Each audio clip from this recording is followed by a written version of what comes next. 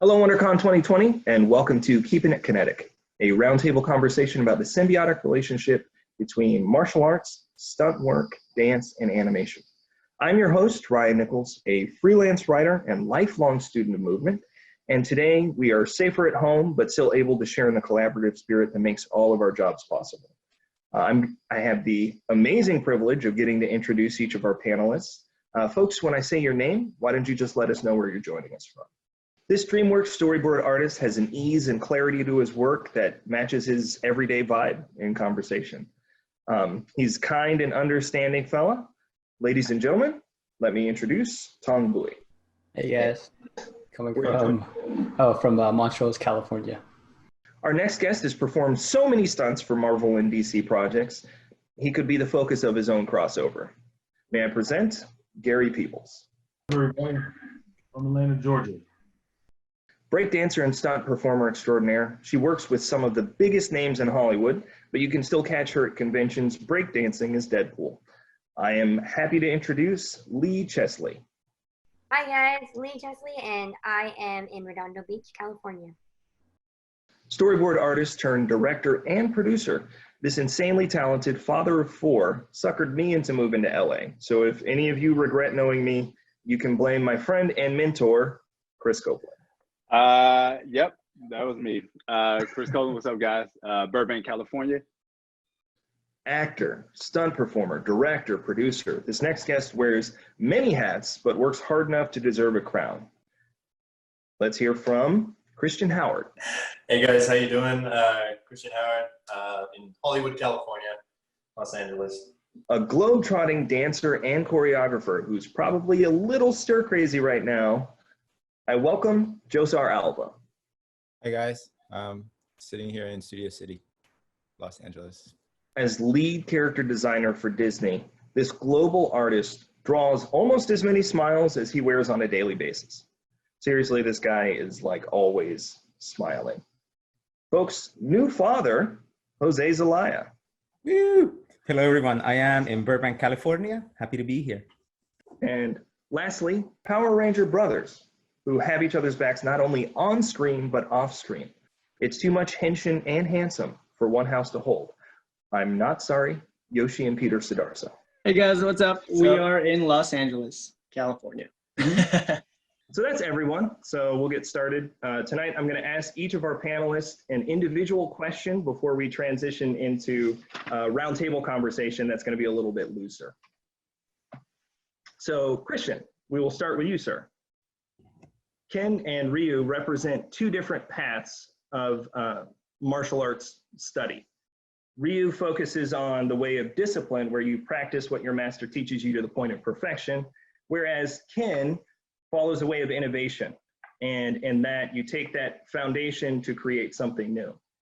You played Ken in Street Fighter Assassin's Fist, but do you skew towards one of these paths more, or do you try to find a happy medium?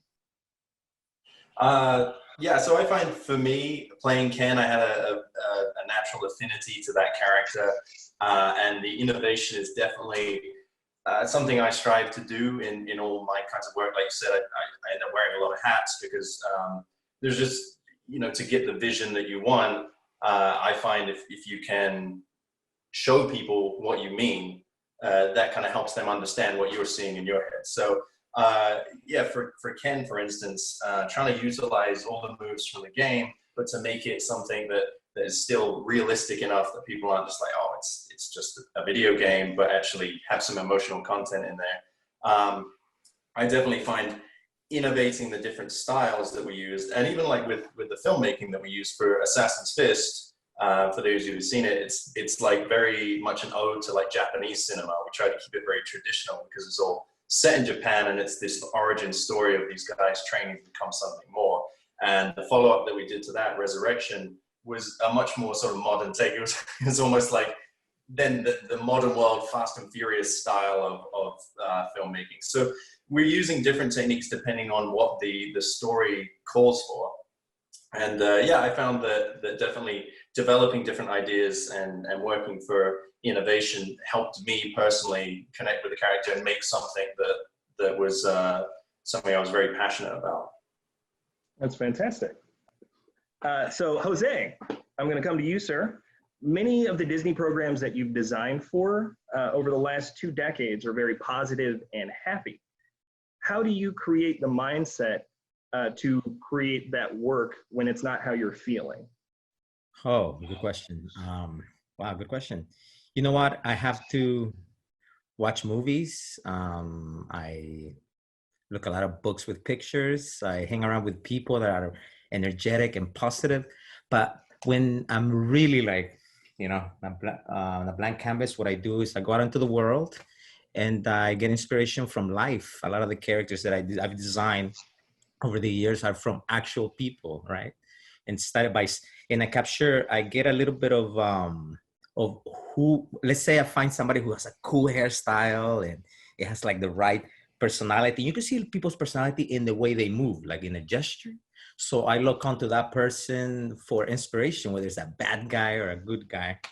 I noticed that as a character designer, I have to be an actor as well. I have to be able to understand kind of people's gestures, right? Because you get so much out of movement.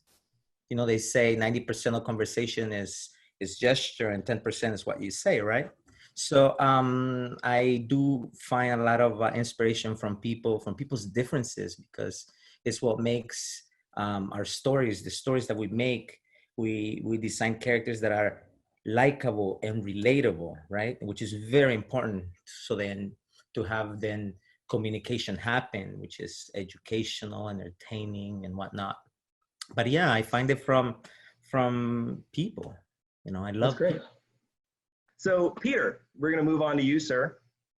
In an earlier conversation about your experience as a Power Ranger and breakdancer, you told me that the most important part of movement for you is actually the space between motions. And I found that to be a very intriguing answer.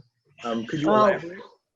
Yeah. So personally for me, my background in movement is from breakdancing. As a b-boy, one of the things that I emphasize a lot is hitting the beats. It's playing around with the musicality of things. And so because I had that as a foundation of movement and I guess just my own body understanding, it became very important to me to find the beats in between, whether it be in like in an action sequence. It's like finding out what happens between a punch. When I'm about to punch this way or when I'm about to block this way, is my body going to do something in between that makes it feel a little bit more natural?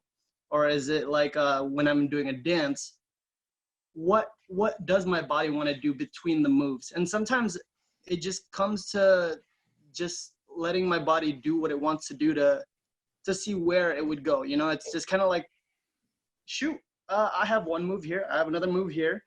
I'm going to go ahead and relax and see where my body wants to find this beat to kind of fill in the gap, you know.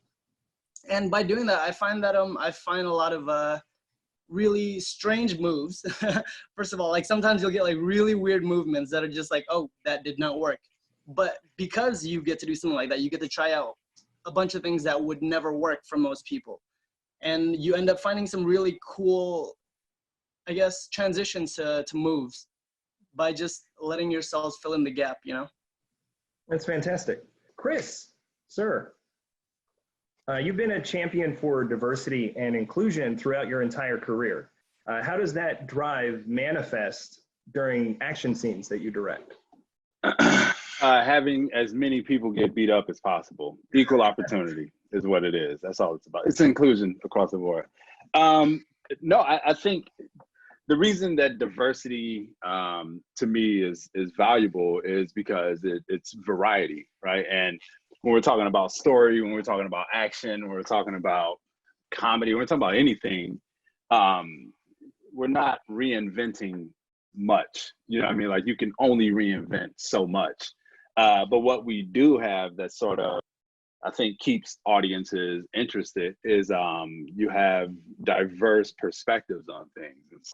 I do believe that diverse perspectives on things is a great sort of byproduct of diversity. It's that is the only way to sort of like present new forms of old things. And so for me, you know, when I'm doing if I'm boarding out an action scene or or any scene, but for particularly action, I'm going like, you know, action sequence with Peter Parker is gonna look very different than an action sequence with Blade. It can be the same villain chasing them in the same setting, but it's got, if you are inclined to the stories and the narratives that you're telling, those should look different, and they should look different for a myriad of reasons, right? But culturally, is some, as an African American who is inspired by what Japan and France and you know, like Germany and so many different countries have done with animation and character design and design and film in general. As that guy, I do find this super fun, sweet spot to sort of going like, man, this character is very different than that other character. So how would this moment look or feel in the fight sequence or in this chase sequence or things like that? So that's to me that of how diversity plays into, I think, sort of presenting new perspectives for audience members to sort of like latch onto and experience. Oh, that's great. Thank you for that. Yeah, man. Joesar, you are up, sir. So you have a long dance resume that includes teaching in studios out here in LA, TV appearances, and world tours with artists like Ariana Grande and Jason Derulo. But a lot of people might not realize that you actually considered a career in animation and that you draw. So how does visual storytelling inform your art? I think in the past, before I started school for animation, I just focused solely on like the dance and the choreography and the styles of dance I was learning. Not so much the performance, because I think a lot of my teachers were more about like the skills and like just honoring the dance. And then it wasn't until animation school where like we learned like elements of like acting, like micro expressions and stuff, or we learned like timing, and I think I became more aware of like pathways too. Tagging on to what Peter was saying, I was more aware of all my transitions and all my in-betweens when I'm not dancing or when there's no choreography, and like that, I guess, the acting part of being a performer. Because I think I was so used to just being behind an artist and like dancing to this one song on and off stage, and that's it. But now it's like there's a whole production that I think about. There's more like of a vibe that I understand now that I can like implement into my like performance or like stage choreography, or just how I watch other people's shows, like Broadway. Like I feel like I've grown an appreciation to Broadway through animation. What else? Yeah, stuff like that. Posture, even like a hunch versus like a sitting up straight, or like a small look over the shoulder. Like all these little things like change how someone performs their dance, choreography, or whatever they're trying to say. No, that's really good. Lee, I'm going to move on to you, ma'am. So you recently posted a fun clip to your Instagram wherein you use video magic to fight yourself. Considering that, and you know, some of the major like feature films that you worked on, like Jumanji Next Level, how much do you think kinetic arts benefit from developments in technology? I think, especially nowadays with mocap and with CG and everything with that, it's definitely across the board like going to be a big part of it. Because even with Jumanji, when we first started, they had a completely CGI render of the whole scene that they wanted to do, like for the bridge scene. So we knew exactly what they wanted us to do, the ideas they wanted of how it was shot, and so the you know, main set design could just build the bridges exactly how they wanted to. It was like maybe 2 or 3 bridges that we had on set, and 2 of them were hung and 2 of them were below and moved. So it's crazy how all that just merges together. Even with like with the fight I did, because I'm always trying to do fight practices, get better at fighting. I've been fortunate enough to have a group of people around me that are awesome at it, that are down to do it. Yoshi was part of like doing it together as well. And Peter was cowboy. He was Spike in one of our Cowboy Bebops. Hey, But it was like once the quarantine happened, I don't really have that partner. My boyfriend, he's actually a great fighter, but he's also like 6 foot. So it's like there's not really much I can do to him that looks realistic. Like, am I gonna punch him and he's just gonna like grab me and throw me? So I was like, well, I should try to see if I can do a fight by myself. And the nice thing about it is that it's even better because you have to sell the action, you have to sell the reaction, it's kind of like it was nice because it kind of forced me to put on the performance because it wouldn't sell or it wouldn't match. So I think with technology right now, like right now I'm working on rendering copying the car fight or the car chase in Baby Driver, because it's like those are the kind of things that we can't really previs cars really. It's like, oh yeah, let's like go to the freeway and previs, even though the studio is not going to really let us or give us the money for it. So let's just try it. So yeah, it's definitely making everything just go up for sure. Oh, that's good. Thank you so much. That is great. Yoshi, we're going to come to you now, sir. So you are the lead in the feature film Buffalo Boys. In that movie, you use a combination of boxing and gunslinging to create very distinct fight choreography that feels specific to the character. How important do you feel individuality is in this field? The character I play is an Indonesian prince, and he is taken to America for safe harbor during the Dutch Revolution and coming into taking over Indonesia. And he grows up in America and kind of learns the way of the cowboy, the way of the West, but his uncle continues to teach him his Eastern martial arts. So it's finding that mix of that, which is great because that's kind of my personal experience as well. And honestly, I think individuality kind of comes into this because it was something that I had built for my character kind of in the background rather than something that was shown in the film as like, oh, this is what happened. You know, it's like a little tiny bit of it. And then that's just something I had to create for myself and for what the audience was going to see. And individuality for me, in that sense, helps a lot because you are, this is something that Peter said and Lee and a couple of the guys have already said, you're going to move the way you're going to move. And it could be a back kick, but it's how you do that back kick. It's how you set it up. It's what move you string it along with. And that's where the individuality comes in because, you know, my moves are going to look a certain way and this character's moves have to look another certain way. So in that sense, I'm putting a little bit of myself, my own individuality, and putting in this character's individuality into it. And no matter what, everybody's going to look different. And it's kind of the way of like, if you think about it, they were talking about how Will Smith was possibly going to be the Matrix. You know, like he gave up that role. If you think about how Neo moved and how Neo was, you know, that's, you know, that actor, he moves like that. Had it been a different actor, it would have moved like a certain way.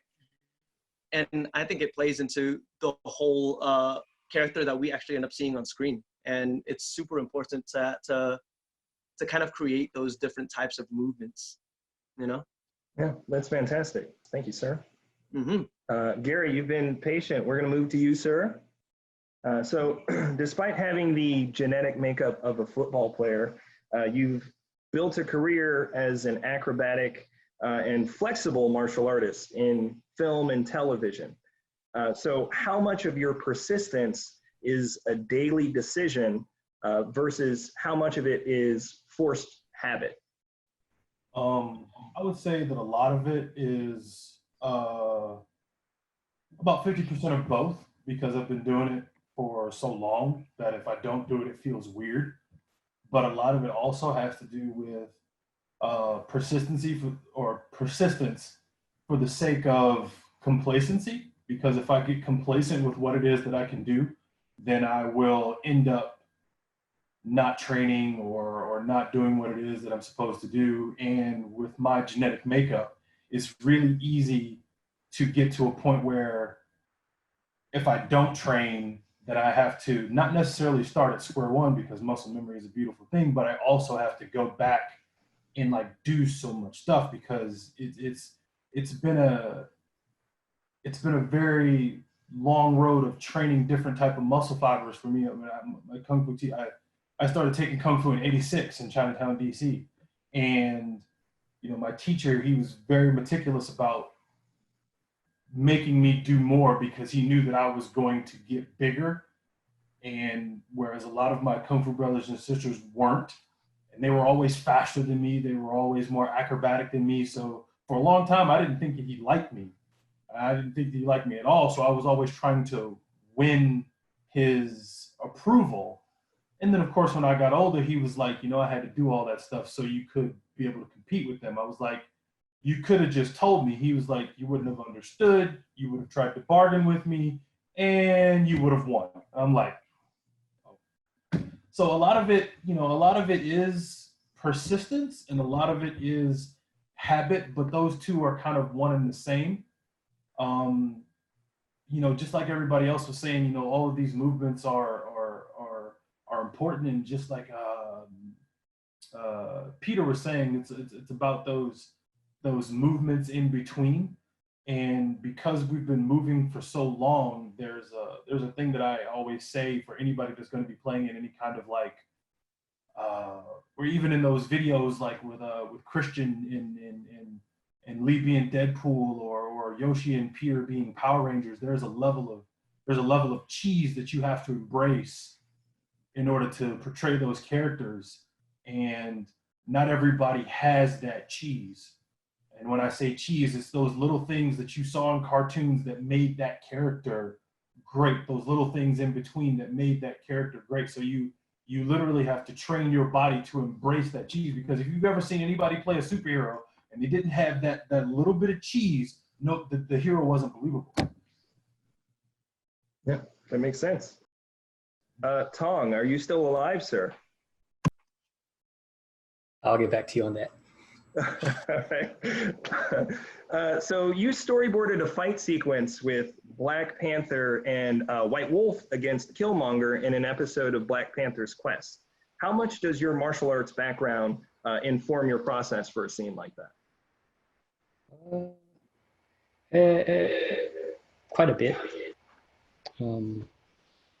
I mean, it's like, because when you're able to do the things that you see and you enjoy and you like, it comes through, I think, especially because I get to fuse it with two passions at the same time.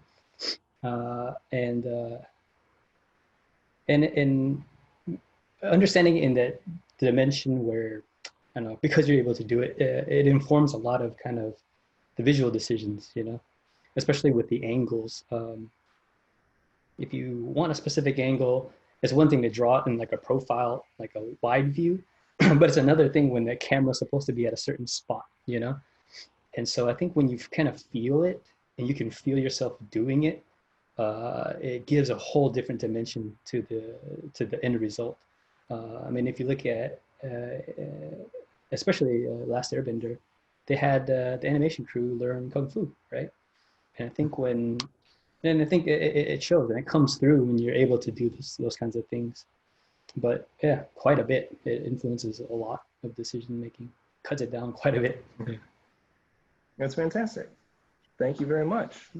So at this point, we're going to be a little bit looser. I'm going to throw out a conversation topic, and whoever wants to chime in, feel free, but we'll just try not to speak over each other, okay? No, we won't. Carry on. So to start with, each of you answered questionnaires for me on background and kind of inspiration and influences, and there were a lot of connecting threads. So how many of you were heavily influenced by the work of Jackie Chan?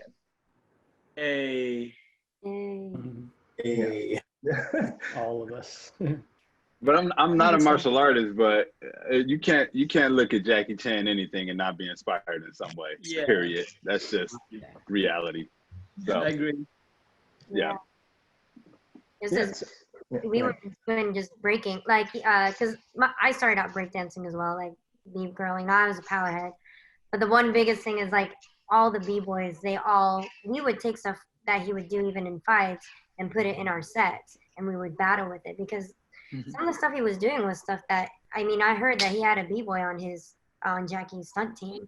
So it's like it makes a lot of sense that he is the king of incorporation, because when it boils down to it, for me, from my experience, is that a lot of movement is it's like what the other guys have said too, is like it revolves around all movement. It all has a core element to it, where if you know kind of the basis of breaking or the basis of tricking or parkour or martial arts, that core movement, or just knowing how to control your body and do your transitions and know how to go from movement to movement, he was the king of that. And so it's like, even if you're not a mover, it's And I know, like Bruce Lee. It's true that Bruce Lee did cha-cha. Yeah, Mhm. like I've heard that he did cha-cha, and also was a close friend and studied Muhammad Ali for a lot of Muhammad Ali's footwork, which is, you know, like it's so dope how that thread. I always wanted to be a b-boy. I went to graffiti as one of the elements with my, because dancing, I was like, I'm not doing it. I'm just not gonna do it. I tried. And then when MC Hammer became old school, I was like, all right, I'm done. So graffiti.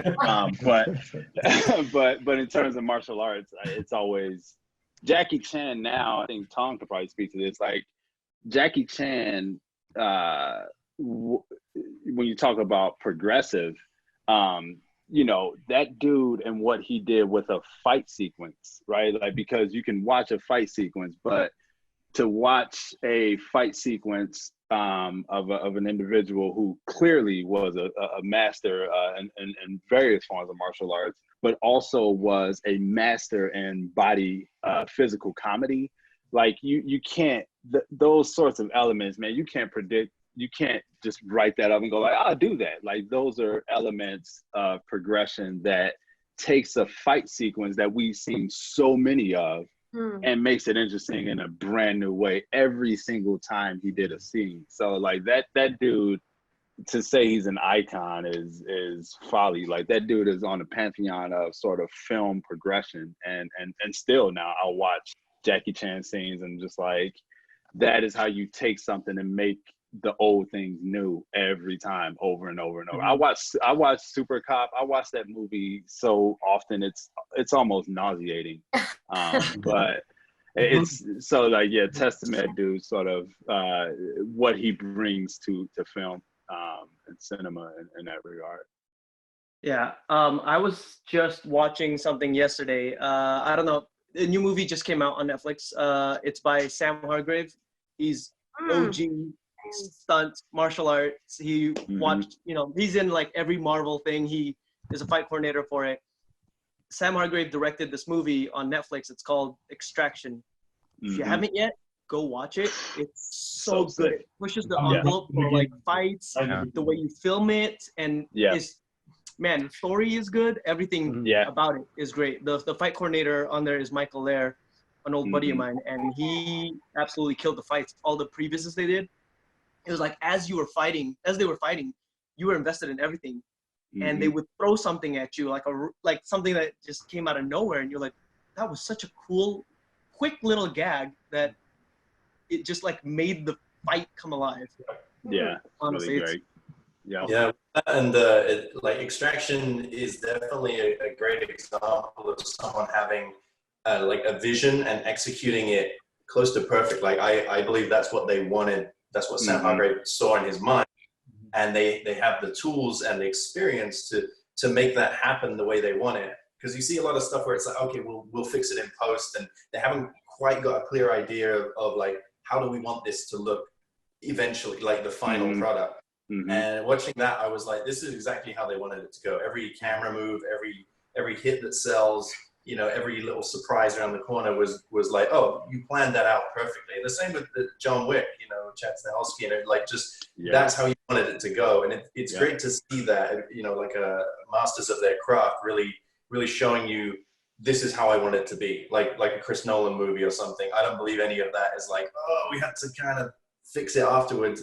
It's all like planned out meticulously, and you can see they've got that experience.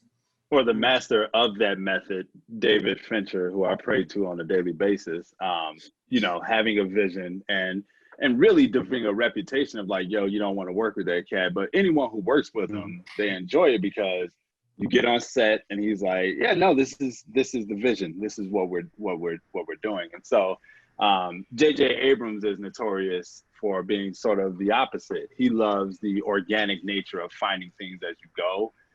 But that for me and Tong will probably attest to this, is like in animation, when I'm boarding out a sequence or if I'm directing an episode or anything like that, it's all about the it's all about that first sort of what you're laying out. So anytime I can see stuff like that with cinematic and live action directors like that it's always exciting and fun. And so it's really dope seeing that stuff happening on Netflix constantly, getting these like lower budget, big movies made. It's so fun. It's exciting. That's great.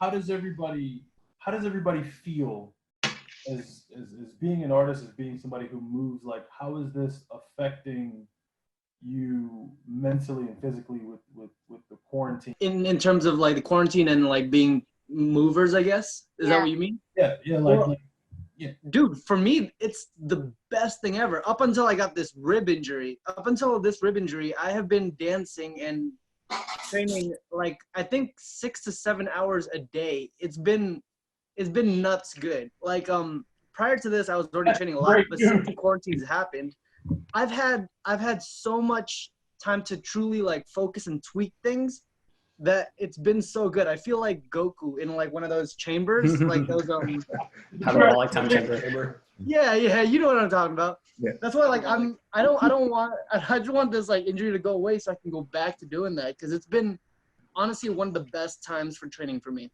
Yeah, me too. I'm training my basics again, training all the stuff that I've missed out on and didn't have time for before, and just focusing on all of that. So. And also it's been kind of nice that like, I know this sounds stupid because we can always remove ourselves from community, but I think in a sense, because I'm deprived of community, it's made me focus on the things that are uniquely me, as opposed to like usually as a breakdancer, you get inspiration from other dancers, from your crewmates, from ciphering. But right now, since I'm only ciphering with myself, I'm finding out that I'm creating more, you know? So it's been actually really nice in terms of like finding out new moves and just working on the things that I didn't know I needed to work on. That's awesome.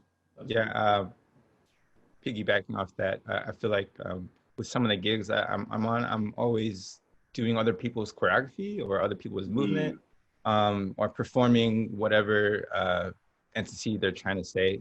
And I think being home, I get to like, just session with myself and kind of like get to know what I can do again or try new things that I didn't have time for before.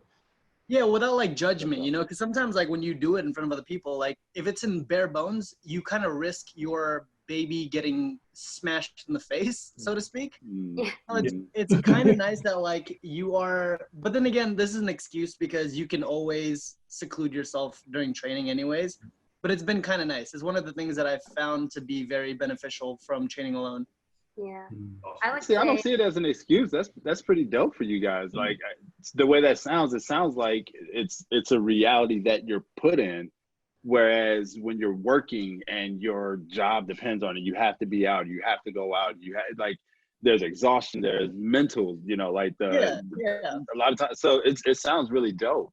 Sorry, Lee. I didn't mean to cut you off. I'm super interested in hearing you guys' perspective on this. Really.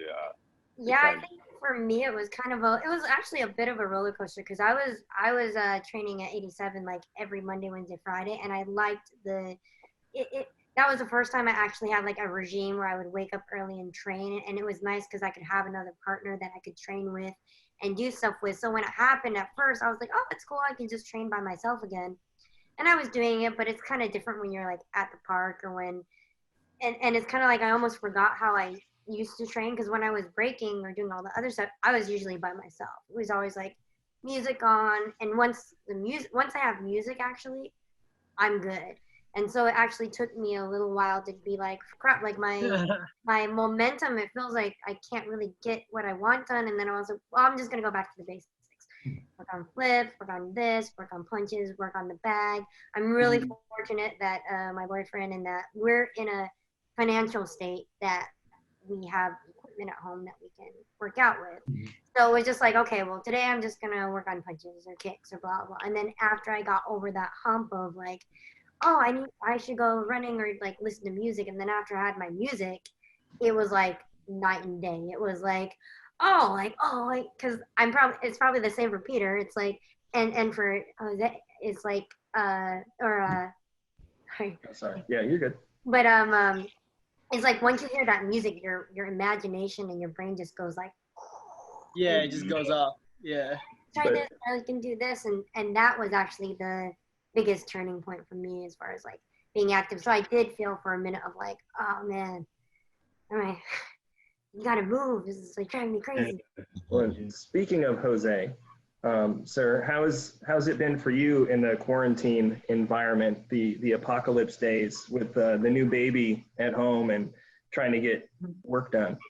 Well, that's the thing. Getting work done never happens because it feels like I don't know when to stop.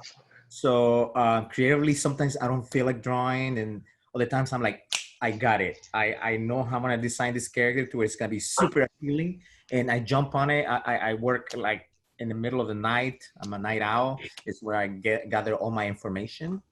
But I got to tell you, I'm truly enjoying it. I mean, I take breaks all the time. I play video games.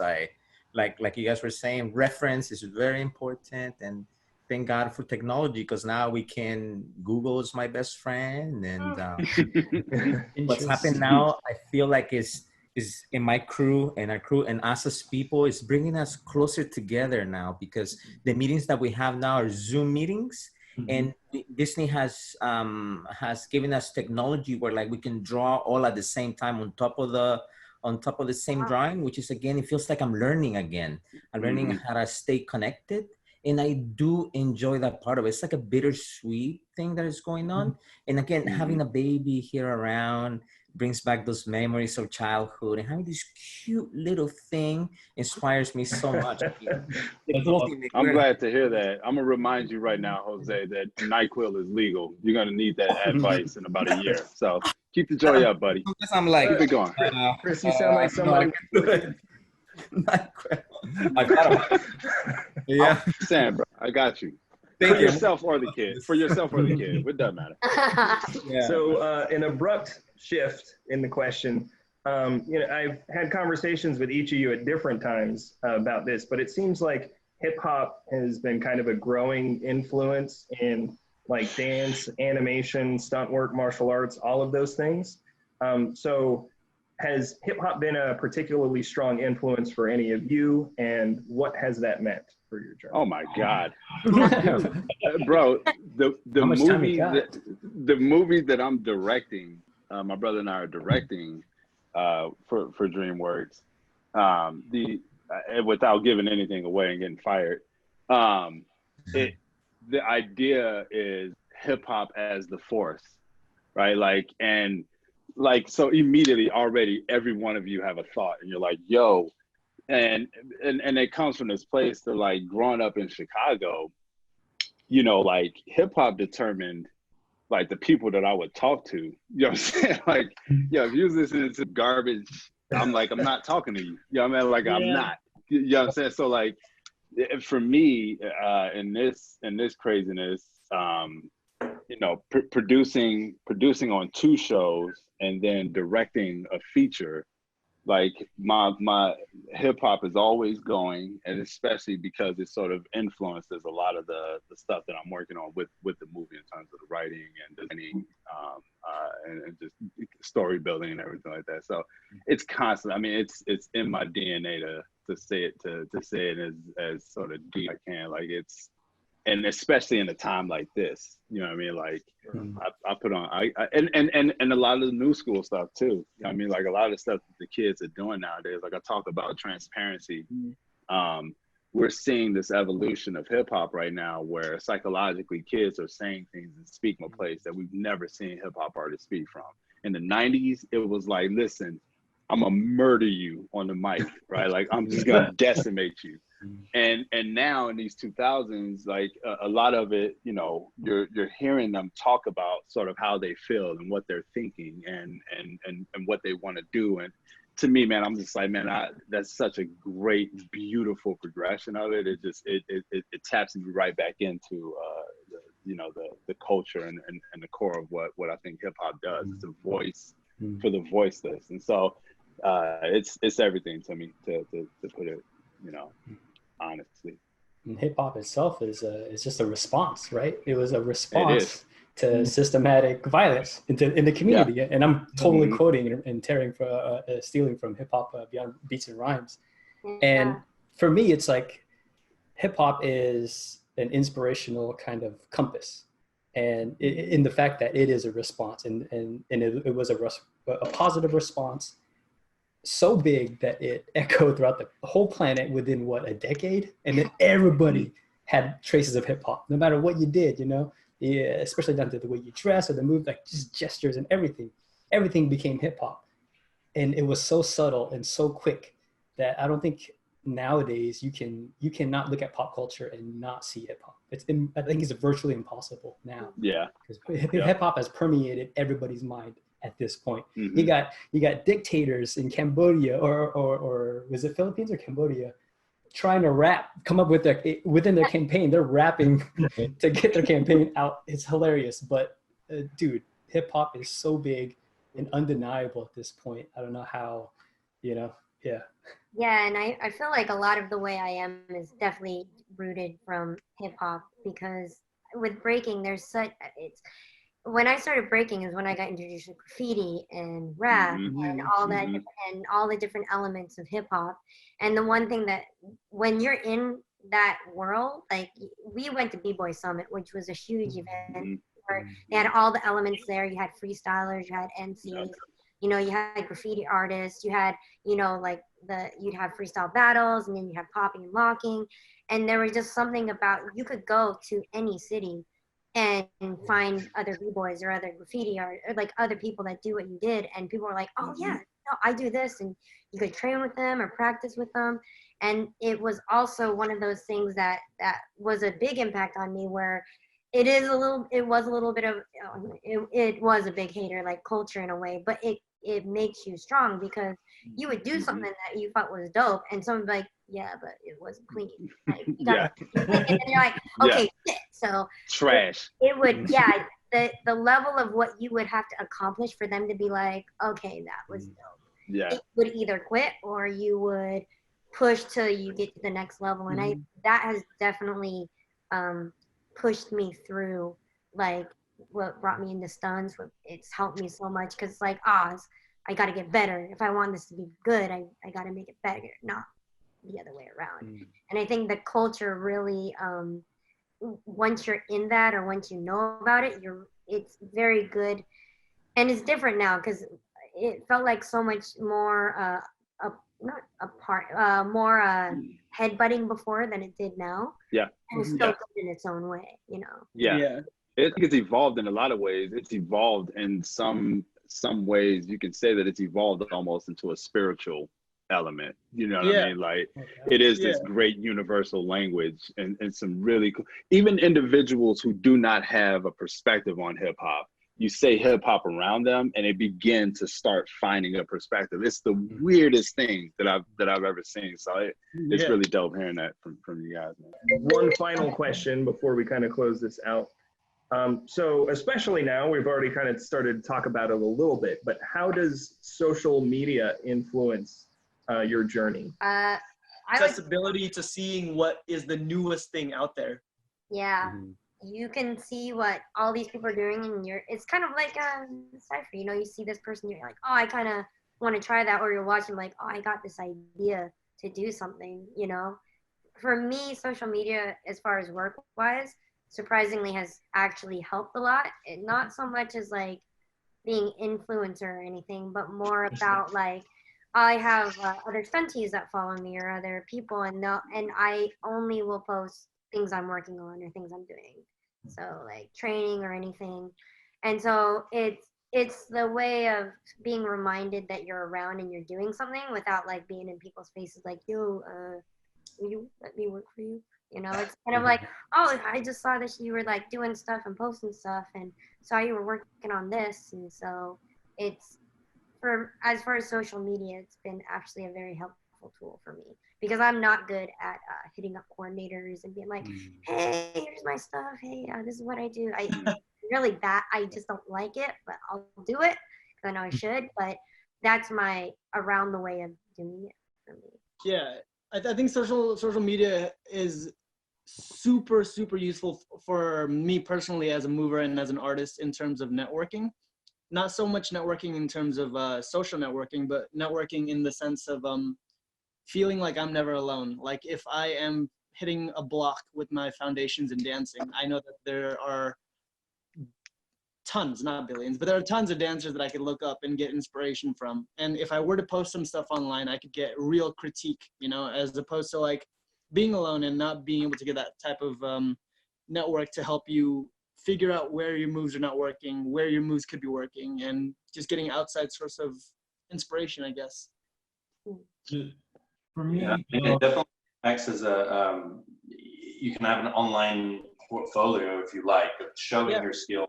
Yep. You're good at, you're working on. And I think for each of us, you know, you check out the next person's Facebook or Instagram, you're like, oh, you did this. And then it helps start things up. So you can use it as a very useful tool, definitely to show different facets of what you do, and also how you want to present yourself. I mean, Yoshi there always posting up his handsome modeling pics, and we're just like, look at this guy. You know, so you want to show. I mean, my background's actually design as well. I know Lee also. You know, we draw, and it's just do you ever show that as well, and not just be, oh, I just thought you did stunts, or I thought you're an actor. Like you're showing different sides of what you can do, and certainly since I moved to the States, I'm originally from England. I don't know if anyone can tell anymore, but no, I had no idea. Opportunity definitely comes out of that, you know, it's opening the door of like, oh, I do this and I do that. And I felt in England, everyone's like cards really close to the chest and they don't really talk about what they're doing. And out here, and just the way social networks and social media has gone, it's just, oh, I need someone that does this. You do that? Cool. I saw it on your Instagram. And it breeds more opportunity for all of us in every field. Mm. When I first moved here, so I didn't even realize that was a thing out here. And I think there was an audition that they were like, okay, just put how many followers you have on there. And they were only hiring people that had like 10K or more. And I was like, this is a thing? And I was like, okay, I gotta work on my social media. So it actually was really nice, and I need to go back to doing this. I haven't been. But what I started doing was I'd be like, okay, every day I'm going to post something, but that means I need to work on something or come up with something every day. And it was actually great because I was being creative every day and I was making sure that I would do something every day. And it helped a lot. Like it forced me to train, even though it might sound cheesy that you're like, oh, you're worried about like your content on social media. It's like, yeah, because it's helping me. And so it's kind of like you can find it as a good way to really get your brain to work as well. It moves for you all the time. So. Yeah, giving yourself deadlines as well. And even now that we're in quarantine, the amount of creativity that people are coming up with, they're almost supposed to do so. So, you know, us in the creative field, not having like an office to go to or whatever, it's like, oh, what can I do now? And like the videos Lee put up fighting herself, it's like just innovating stuff. Back to what you were saying, Ryan, about like, you know, innovating and continuing the cycle. And for artists and movers and everything, it's like, okay, well, how am I going to use the skills that I have? And I think this has actually given everyone a great opportunity to just, you see the, you know, passing it on like the stunt fights and stuff, boom, into the camera. Yeah, that was pretty dope. Yeah, Yeah, it's pretty dope to hear that too, because I do like, I mean, I'm not the anti-social media guy at all. My first gig I got because of my portfolio on DeviantArt, and that was 11 years ago. And then moved out to LA literally the day after I moved out here. getting a call from Warner Brothers because I had an online presence, and the guys who were looking at my stuff were, you know, producers and directors. So I've definitely been that, but I've always been very careful with it. I relate it to contributors versus consumers, right? And so it's always walking that line and making sure that we're not just consuming the things that we're getting, because it's easy to, right? Like you can sit and just sort of do that thing, but to hear other creatives and other fields also going like, yeah, you know, you have to be a contributor, like, right? Like there's an element to this thing that requires content because that content pushes the other artists in a way. And so I've always been very Nazi-like with my terrible expression, but run with it for a second. Very much like super strict with when I post and how frequently or versus infrequently, because it is easy to sort of begin to develop on the basis of like, oh, I gotta put something up, as opposed to I'm making something out of that place that I always make it from, and then I'll put it up when it's ready or whatnot. And so it's always walking sort of that line in a way. And it's, like I said, it's just dope to hear other creatives with that same sort of idea, you know what I mean? But also with that side of like, it is great to have it as a resource. It really is pretty inspiring. So. And I love your stuff, by the way. Huh? What? I love your stuff. He's looking you up right now. Hey. Oh, Jose, you're giving me a great transition here. Yeah. Let me tell you. So, you know, I appreciate everyone for participating in the panel. When I say your name, I would appreciate it if you were to share what your social media is, like how we find you, and what's next for you. Like, what are you working on? Mhm. So we'll start with you, Gary. My Instagram is G4 Stunts, and since, you know, the quarantine is happening, we're not really working on anything, so I just train every day for that day when they say everything is going back in. So we'll be ready. So again, that's G4 Stunts on Instagram. Thank you very much, sir. Good. Tong, we'll go to you next, sir. You can find me on Instagram at ink.fist, and I'm currently developing my own idea for a comics or just a story in general that I'm going to execute as a comic called Sun. It's a big martial arts kind of epic, kind of modern day epic thing, but hopefully can get that launched and put onto my website at some point, and yeah, just push my storytelling boundaries and continue to merge hip hop storytelling and martial arts. Yeah, I am super excited for that when it comes out.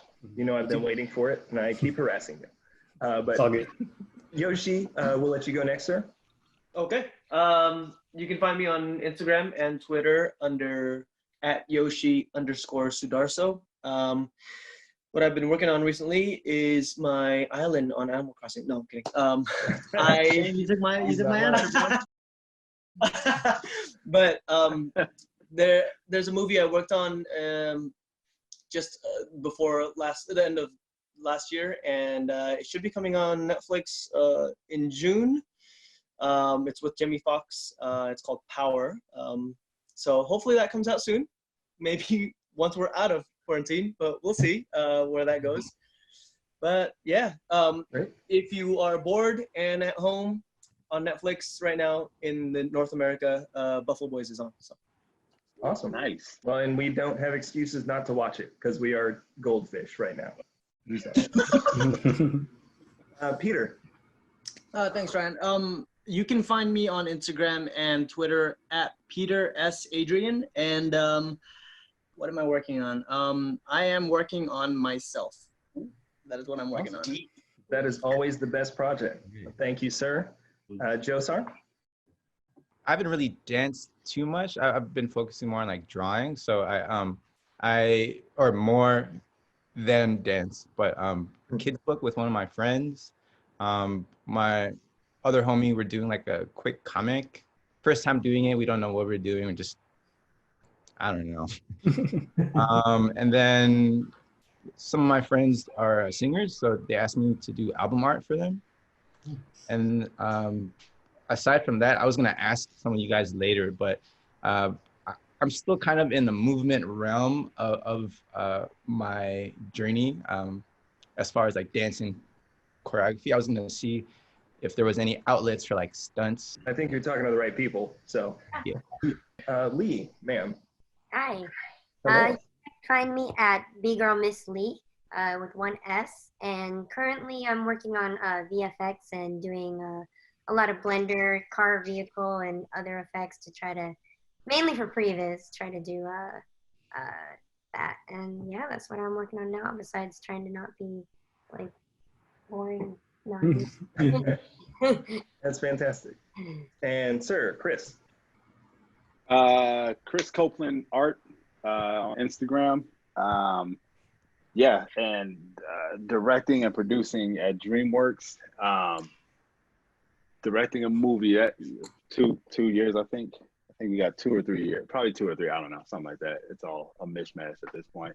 And then producing 2 shows that'll start production on those at some point in the next year or so. And writing some material for some future stuff, and raising 4 kids and not putting them on eBay. Not putting my artwork on eBay. Not my yeah. No one's gonna buy. I was gonna say, when you post your kids on eBay, let me know. You already know my wife's trying to have more, and your kids are cute. Bro, I got you. They'll fit right in. The rhythm will keep going. I'll take 2. You got it. Got you, bro. And Jose, sir. I don't have much of a social media, but you can follow me. I may have like 6 things on, but you can follow me at Zelaya RT. I may have like 6 drawings or so, but after this, I promise to put more stuff up. Oh God, I made a promise.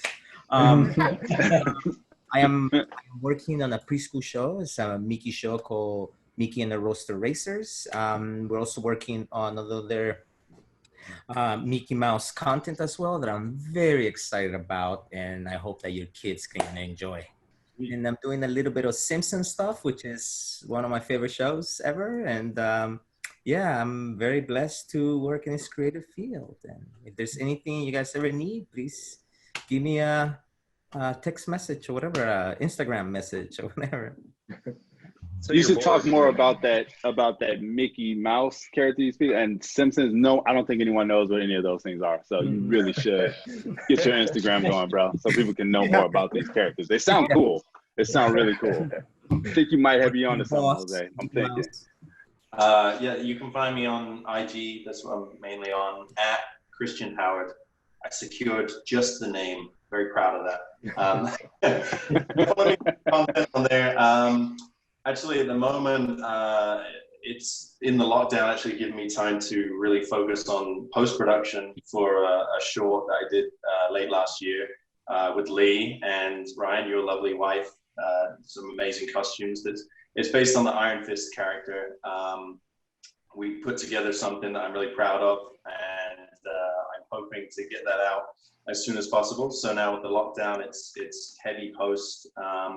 Yeah, I'm excited about it. It's called Immortal 65, and you can find that on Instagram as well at Immortal 65. Immortal.65. We didn't get just the name on that, but anyway. Yeah, check that out when it comes out. I'm very, very proud of it. Lee's also in it.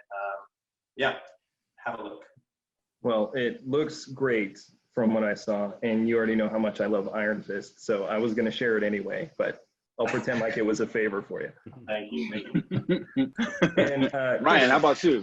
Oh, other than dad life, taking care of my 4 monsters, I recently finished co-writing a comedic web series, currently writing a martial arts comedy for a Korean production company, and working on the 2nd volume of my comic anthology project, Delta. You can find me on social media at Ryan Nichols, but we are out of time. So unfortunately, that's going to bring things to a close for WonderCon at Home 2020 for Keeping It Kinetic. Thank you, viewers, for watching, and please be sure to follow our panelists on social media. You can hashtag KIK, that's hashtag KIK, for Keeping It Kinetic.